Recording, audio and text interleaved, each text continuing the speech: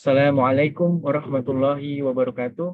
Yang terhormat Ibu Junanah, di sini kami dari kelompok 4 akan mempresentasikan mengenai amsal dalam Al-Quran, yaitu dengan anggota saya sendiri, Hanif Zaki Turangan, dan Kotrunada Kanza Fadilah, kemudian yang terakhir Isna Fatimah Azhara. Pertama-tama, marilah kita panjatkan puja dan puji syukur kepada Allah Subhanahu wa Ta'ala atas rahmat dan hidayahnya lah kita kelompok 4 bisa membuat video presentasi ini. Kedua, sholawat serta salam tidak lupa kita selalu haturkan kepada junjungan kita Nabi Allah Muhammad SAW. Nah, untuk menyingkat waktu kepada pemateri 1, saya persilahkan.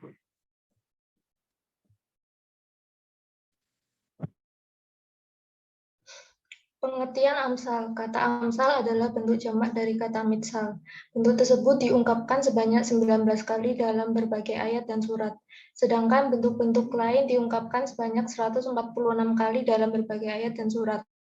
Secara etimologi, kata matsal, mitsal, dan matsil berarti sama dengan syabah, syibah, dan syabih. Kata matsal juga dipergunakan untuk menunjukkan arti keadaan, sifat, dan kisah yang mengagumkan. Hal ini dapat dilihat dalam ayat-ayat Al-Quran, antara lain Quran Surat Al-Baqarah ayat 17. Sedangkan pendapat yang lain mengatakan bahwa kata matsal sering disebut oleh Al-Quran yang dapat dikelompokkan menjadi 3, yaitu yang pertama, matsal yang menunjukkan kepada makna sibih atau serupa, sepadan, dan sama. Hal ini seperti firman Allah Surat Al-Baqarah ayat 228 yang artinya, dan para wanita mempunyai hak yang seimbang dengan kewajibannya menurut cara yang ma'ruf. Yang kedua, matsal yang menunjuk kepada makna nadlir atau padanan. Firman Allah dalam surat Al-Jumu'ah ayat 5 yang artinya, perumpamaan orang-orang yang dipikulkan Taurat kemudian tidak memikulnya seperti keledai yang membawa kitab yang tebal. Yang ketiga, matsal yang menunjukkan kepada makna mau'izah atau peringatan dan pelajaran.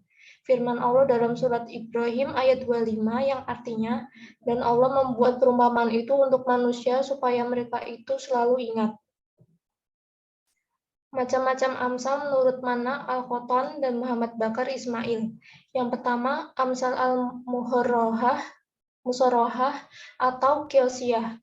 Ialah perumpamaan yang di dalamnya menggunakan lafal matsal atau sesuatu yang menunjukkan kepada pengertian lafal tersebut, tasbih dengan menggunakan huruf kaf.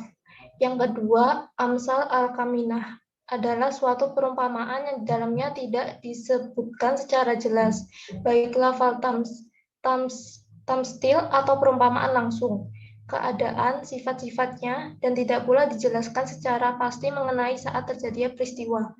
Yang ketiga, amsal al-mursalah adalah kalimat-kalimat itu bebas, tidak menggunakan lafal tasbih secara jelas, tetapi kalimat-kalimat itu berlaku atau berfungsi sebagai matsal, yang mana di dalamnya terdapat peringatan dan pelajaran bagi manusia. Selanjutnya adalah unsur-unsur amsal Al-Quran. Harus ada musyabah yang diserupakan, yaitu sesuatu yang akan diserupakan atau diumpamakan. Harus ada musyabah bih, asal penyerupaan, yaitu sesuatu yang dijadikan sebagai tempat untuk menyerupakan. Harus ada wajhu al-syabah, segi persamaan, yaitu arah persamaan antara kedua hal yang diserupakan tersebut. Yang terakhir ada adat at-tashbih, kata yang digunakan untuk menyerupakan, misalnya huruf kaf. Next. Kemudian ada contohnya yang yaitu terdapat di surah Al-Baqarah ayat 261 yang berbunyi masalul ladzina yunfikuna amwalahum fi sabilillahi kamathali habbatin ambatat sab'a sanabila fi kulli sumbulatin mi'atu habbat wallahu yudha'ifu liman yasha' wallahu wasi'un alim.